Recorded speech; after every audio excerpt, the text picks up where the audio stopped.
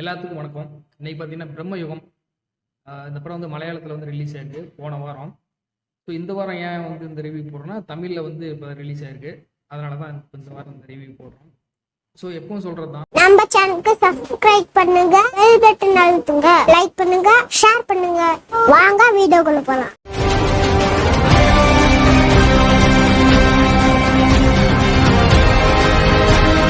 பிரம்மயுகம். அதாவது இந்த படத்தில் வந்து இந்த படத்தோட சில சிறப்பு அம்சங்கள் நான் சொல்லியிருக்கேன். இந்த படம் வந்து 17ஆம் நூற்றாண்டில் நடக்கிற ஒரு கதை. இதில் ஒன்றும் பெரிய விஷயம் கிடையாது. அந்த மாதிரி நிறைய படங்கள் வருது தமிழில். ஸோ அதுக்கப்புறம் இந்த படம் வந்து ஒரு பிளாக் அண்ட் ஒயிட் படம்.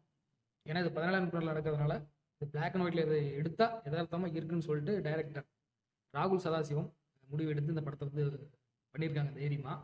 அதுக்கு அவங்களுக்கு ஒரு சல்யூட்டு.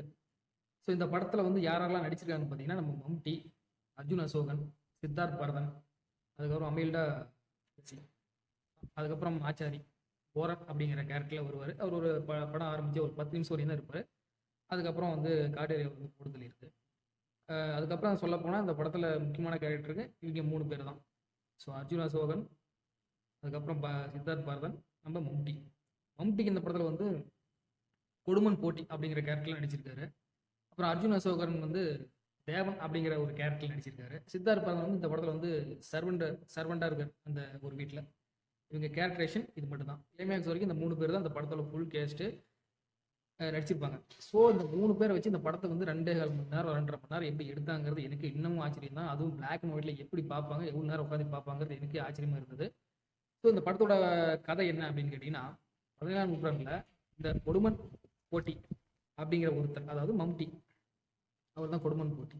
ஸோ அந்த 18ஆம் நூற்றாண்டுலேருந்து இவங்க முன்னோடிகள் சுடலன் போட்டி, இவங்க தாத்தா, அவர் வந்து வராகி அம்மன், இந்த பன்னி மூஞ்சோட இருக்கு பார்த்தீங்களா, அந்த அம்மனை வழிபட்டு விரதம் இருந்து சில மந்திரம் யாகங்கள் இதெல்லாம் பண்ணி அவங்க வந்து நேரில் வந்து வரம் கொடுப்பாங்கன்னு சொல்லுவாங்க இல்லையா, அந்த மாதிரி இவங்க முப்பாட்டேன் அந்த சாமியை வேண்டி அவங்க அந்த சாமி வந்து நேரில் வந்து ஒரு பொட்டியை கிஃப்டாக தருது. இந்த பொட்டிக்குள்ள ஒரு சாத்தான். இந்த சாத்தா நீ சொல்றதெல்லாம் எனக்கு கேட்கும், நீ என்ன வேணா இதை வச்சு யூஸ் பண்ணிக்கலாம், நீ சொல்றதெல்லாம் அது கேட்கும், இதை வந்து கண்ட்ரோல் பண்ணுறதுக்கு இந்த மோதிரம் அப்படின்னு சொல்லிட்டு அந்த கிஃப்டை கொடுத்துருது. இது வந்து 14ஆம் நூற்றாண்டுக்கு முன்னாடி நடந்த ஒரு கதை. இது யாருன்னு கேட்டீங்கன்னா, அந்த சர்வன் மூலியமா ஹீரோவுக்கு தெரிய வரும் ஒரு கட்டத்தில். இதுதான் அந்த சஸ்பென்ஸ். இதை நான் முன்னாடியே சொல்லிட்டேன், இல்லைன்னா உங்களுக்கு கதை வந்து புரியாது. ஃபுல் கதையும் சொன்னால் தான் உங்களுக்கு புரியும். ஸோ இப்போ வந்து அந்த பொட்டியை கொடுத்துட்றாங்க. அதுக்கப்புறம் நம்ம அந்த 14ஆம் நூற்றாண்டுக்கு வந்தோம்னா, ஆச்சாரி அந்த போரங்கிற கேரக்டரும் நம்ம ஹீரோ, இந்த படத்தோட ஹீரோ தேவன் அப்படிங்கிற கேரக்டரும் காட்டுக்குள்ளே வந்து மாட்டிக்கிறாங்க. எங்கிறோ தப்பிச்சு வந்து மாட்டிக்கிறாங்க. ஸோ நைட்டு நேரத்தில் சில அமானுஷங்களாக இருக்கிற அந்த காட்டில் விடிஞ்சு காலையில் அந்த கோரன் அப்படிங்கிற ஒரு கேரக்டர், அந்த இதில் இந்த யாக்ஷி அப்படிங்கிற ஒரு கேரக்டரில் நம்ம அமீல்டா வருவாங்க. வந்து அவங்க வந்து காட்டேரி, அது வந்து நம்ம மைக்கி கேக்கோ எப்படின்னு சொல்லி கோரனை போட தெரியுது. ஸோ ஹீரோ என்ன பண்ணுறது, பயந்து ஓடி ஒரு பாலடைஞ்ச வீட்டில் போய் மாட்டிக்கிறாரு. அங்கே பார்த்தீங்கன்னா அங்கே ஒரு வேலைக்காரன், அந்த வீட்டுக்கு ஒரு வேலைக்காரன், அது பாலடைஞ்ச வீடு, சபிக்கப்பட்டு ஓடு அப்படிங்கிறது ஹீரோக்கெல்லாம் தெரியாது. அது வந்து சர்வனுக்கு தான் தெரியும். ஏன் வந்து சர்வனுக்கு எல்லா விஷயம் தெரியுது, அதுதான் இந்த படத்தோட ஒரு முக்கியமான ட்விஸ்ட்டு. அதை நீங்கள் படத்தை பார்த்து தெரிஞ்சுக்கங்க. ஸோ அந்த வீட்டுக்கு வராரு அவர் வேலைக்காரர். அதுக்கப்புறம் அந்த வீட்டோட எஜமான், அதாவது மம்டி, கொடுமன் போட்டி அந்த கேரக்டர் போயிருக்கு. அந்த கேரக்டர் வந்ததுலேருந்து அங்கே நடக்கிற விஷயங்கள், இந்த ஹீரோ புரிஞ்சுக்கிற விஷயங்கள் எல்லாமே தப்பாக இருக்கும். மிஸ் அண்டர்ஸ்டாண்டிங் பண்ணுற மாதிரியே ஹீரோவுக்கு சில விஷயங்கள்லாம் நடக்கும். ஆனால் சர்வன் வந்து இந்த கொடுமன் போட்டிங்கிற அந்த கேரக்டரை எடுத்தெறிஞ்சு பேசி தான் இருப்பார். சொன்ன வேலையை கரெக்டாக செய்ய மாட்டார். அவன் வந்து ஒரு பொய் சொல்கிறவன், அவன் பித்தலாட்டக்காரன், அவெல்லாம் வேஸ்ட் அப்படின்னு சொல்லி ஹீரோ கிட்ட அப்பப்போ சொல்லிகிட்டே இருப்பார். பட் ஹீரோ வந்து அதை ஒத்துக்க மாட்டார், ஏற்றுக்க மாட்டார். எனக்கு வெளிப்படையாக பார்க்கும்போது அந்த கொடுமன் போட்டிங்கிற கேரக்டர் நல்ல கேரக்டர் மாதிரி தெரியும். அப்பப்போ வந்து பாட சொல்லுவார். ஹீரோ வந்து நல்ல ஒரு பாடக்கூடிய ஒரு ஆள். அப்பப்போ பாடி கொடுமன் போட்டி தூங்க வைப்பார்.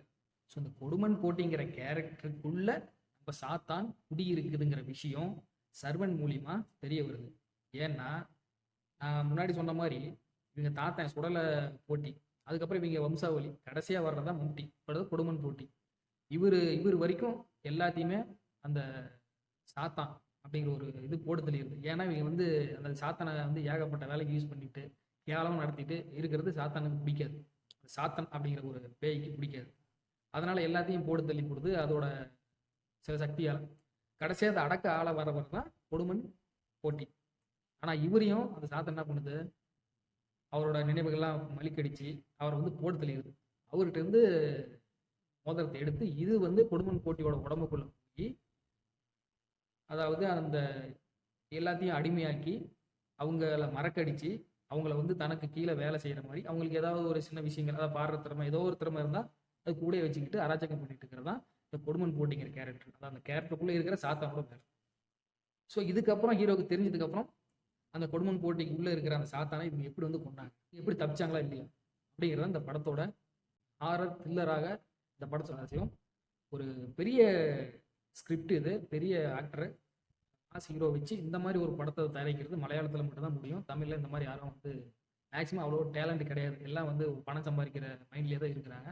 இந்த மாதிரி ஒரு ஸ்கிரிப்ட் எப்படி எழுதான்னு எனக்கு தெரியல. அவ்வளோ வந்து இதில் வந்து ட்விஸ்ட்டு நிறைய நிறைய விஷயங்கள்லாம் இதில் வந்து நிறைய பண்ணியிருக்காங்க. இதில் வந்து ஒளிப்பதிவாளர் அது சினிமோட்டோகிராஃபர் ஷேக்நாத் ஜலால், அவர் வந்து சினிமோட்டோகிராஃபர். ஒரு 360 டிகிரிக்கு ஒரு ஷாட் எடுத்துருப்பாங்க. அதெல்லாம் பார்த்து நானே மெர்சல் ஆகிட்டேன். அந்த அளவுக்கு வந்து பண்ணி வச்சுருந்தாங்க இந்த படத்தில். அதுக்கப்புறம் ஒரு பெரிய ஒரு இதில் வந்து ஹீரோ மாட்டிக்குவார். மேலே அந்த இது என்ன சொல்கிறாங்க, அந்த சீலிங் அப்படியே இறங்கி அவர் வந்து நசுக்கிற ஸ்டேஜில் வர்ற அந்த சீன்லாம் எப்படி எடுத்தாங்கன்னு தெரியல. அந்த 360 விஷயத்தெல்லாம் எப்படி பண்ணாங்கன்னு எனக்கே ஒன்றும் தெரியல. அதெல்லாம் வேறு லெவலில் இருந்தது. இதெல்லாம் ஹாலிவுட் படத்தில் நான் பார்த்துருக்கேன். தமிழ் படத்தில் நான் இது வரைக்கும் நான் பார்த்ததில்ல. பட் மலையாளத்தில் பார்க்கறது எனக்கு பெரிய ஒரு ஆச்சரியம் தான். அருமையாக பண்ணியிருந்தார். அவரோட வேலையை சூப்பராக பண்ணியிருந்தார். அதுக்கப்புறம் மியூசிக் கிறிஸ்டோ எக்ஸேவியர் தான் அந்த படத்துக்கு மியூசிக், பேக்ரவுண்ட் மியூசிக் ஏகப்பட்ட பேர் வேலை செஞ்சுருக்காங்க. ப்ரொடக்ஷன் டிசைனிங்காக இருக்கட்டும், காஸ்டியூம்லாம் பெரிய விஷயமே கிடையாது. ஒரு வேட்டி தான், ஒரு லேடி கெட்டப் ஒரு விஷயம் வரும். அது வந்து ஒரு வேட்டி தான், மேலே எதுவுமே இருக்காது. ஸோ அதுக்காக இந்த படத்தை வந்து அடல்ட் கண்டென்ட் அப்படின்னு சொல்லிட்டு யூஎஸ் தான் கொடுத்துருக்காங்க. அது ஒன்றும் பெரிய விஷயம் கிடையாது. அதில் எதுவும் தெரியறதுக்கு வாய்ப்பு இல்லை. இந்த படத்தை வந்து நீங்கள் ஃபேமிலியோட போய் ஒரு இந்த தும்பாட்டெலாம் படம் பார்த்துருப்பீங்க, அந்த மாதிரியான ஆட்கள் இந்த படம் வந்து வேறு லெவல் ட்ரீட்டு தான். என்ன படத்தோட பிரச்சனை என்னென்னா, படம் வந்து ஸ்லோவாக தான் போகும்.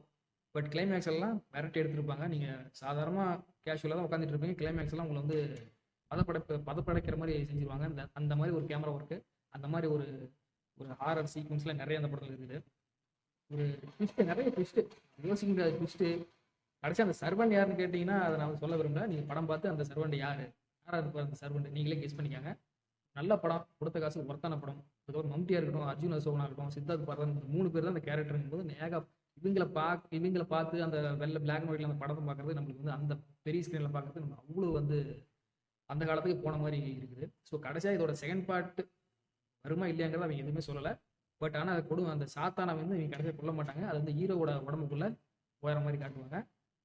அதுக்கப்புறம் போர்ச்சுகீசிய படைகள் வந்து இந்த சர்வெண்ட்டை துப்பாக்கியில் சுட்டுருவாங்க. பட் ஹீரோ வந்து தப்பிச்சிருவார். ஹீரோ இல்லை, சாத்தா வந்து ஹீரோ உடம்புக்குள்ளே பூந்துக்குது.